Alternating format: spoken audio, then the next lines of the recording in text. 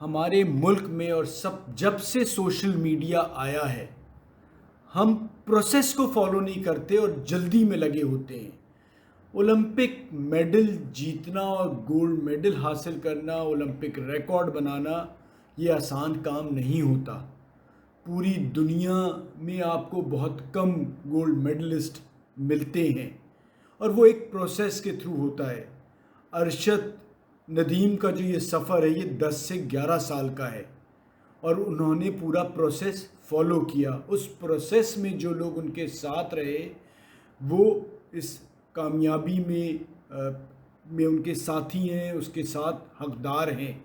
अरशद की जो कामयाबी है, हमारे यहाँ कोई सिस्टम नहीं है, कोई स्कूल में एथलेटिक्स मैंने तो नहीं देखा कि जी ये बड़े बड़े स्कूल्स में सिवाय एक दिन होता है स्पोर्ट्स डे का, उसमें भी आप कोशिश करते हैं 2-4 घंटे में सारा खेल तमाम हो जाए और बस वो ताकि सोशल मीडिया पे उनके पेज पे लग सके कि जी हमने स्पोर्ट्स डे मनाया है। अभी जो ओलंपिक्स में अरशद ने गोल्ड मेडल हासिल किया, तो मैं देख रहा था पूरे पाकिस्तान में कौन लोग नहीं थे जिन्होंने तस्वीरें नहीं शेयर कर रहे थे और कि जी आज हमें पाकिस्तानी होने पे फ़ख्र है और मज़ा आ रहा है, सर बुलंद कर दिया और हम दुनिया में आज सुबह सुबह जो है चौड़े होके चल रहे हैं। लेकिन वो जो चौड़े होके चलना और ये सारा प्रोसेस था, उसमें हम किसी को सपोर्ट नहीं करना चाहते। स्पॉन्सर्स के हवाले से बहुत से लोगों ने तारीफ़ें की, ये सब स्पॉन्सर्स 2-2 महीने पहले आए हैं। वो जो 10 साल का सफ़र था जो उसने खुद तय किया, उसमें उसके साथ उसकी माँ थी, उसके वालिद थे, उसके बहन भाई और 2-4 उस्ताद होते हैं, वो लोग करीब थे। फिर जो जुड़ते गए वो कामयाबी के साथ जुड़ते गए और वो इसलिए जुड़ते गए कि उन्होंने नंबर बनाने थे, क्योंकि जब एक कामयाब आदमी होता है तो उसके साथ तस्वीर खिंचवा के आप नंबर बनाते हैं। बड़ी एक अफसोसनाक मैंने तस्वीर देखी, मुझे अफसोस भी हुआ क्योंकि प्राइम मिनिस्टर वगैरह जो होते हैं उनको भी पता नहीं होता, उनके जो मुशीर वज़ीर होते हैं वो गाइड करते हैं कि जी एक वीडियो आई, पीएम साहब बैठे हुए हैं और एक वज़ीर साहब कह रहे हैं सर क्या विज़न था आपका, 2012 में आपका विज़न था। सर विज़न आपका था, आपने 2012 में इवेंट कराया, तो फिर अरशद नदीम ही क्यों निकला? इतने सैकड़ों खिलाड़ी उसमें हिस्सा लिए थे, को 10-15 निकल आते। इस तरह से नहीं होता सर, आपका काम ये इवेंट कराना है। जैसे आप हुकूमत में होते हैं, तालीम देना, सेहत देना, ये बेसिक चीज़ें हैं।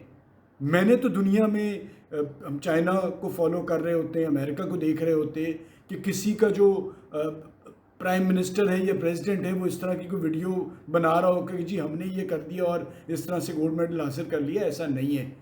आपकी ज़रूर कामयाबी जब पाकिस्तान की होती तो वज़ीर आज़म को भी खुश होना चाहिए और बाकी सारे लोगों को भी।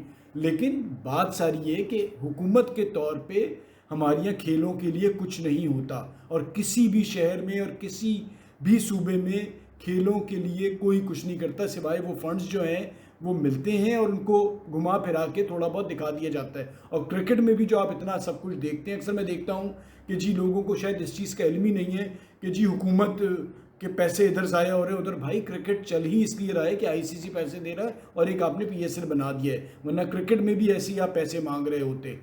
तो इसका सिर्फ तरीका ये है कि हम अपने अपने गिरेबानों में देखें, जो लोग स्कूल्स चला रहे हैं, जो कॉलेजेस चला रहे हैं, जो प्राइवेट सेक्टर में यूनिवर्सिटीज़ चला रहे हैं, कि खेल और खिलाड़ी की इज्जत करें। हम सिर्फ तालीम के थ्रू मशीनें पैदा कर रहे हैं। हम बचपन से देखते आते थे 2-2% हर यूनिवर्सिटी में स्पोर्ट्स का कोटा होता था। हमारे कॉलेज लाइफ में एथलेटिक्स भी होता था, सारे खेल सरकारी कॉलेज में यूनिवर्सिटीज़ में कराए जाते थे। लेकिन अब सब बंद हो गया। आप सबका सिर्फ एक ही ध्यान है कि कितने एज आए, कितने बीज आए, वो भी बहुत ज़रूरी है, लेकिन उसके अलावा भी ज़िंदगी है, क्योंकि हर बंदा वो नहीं कर सकता। आज अरशद नदीम जो कुछ हासिल कर गया है ना, वो लोग तरस रहे होते हैं, लेकिन उसके लिए उसकी अपनी मेहनत थी। हमारा रोल सिफर था।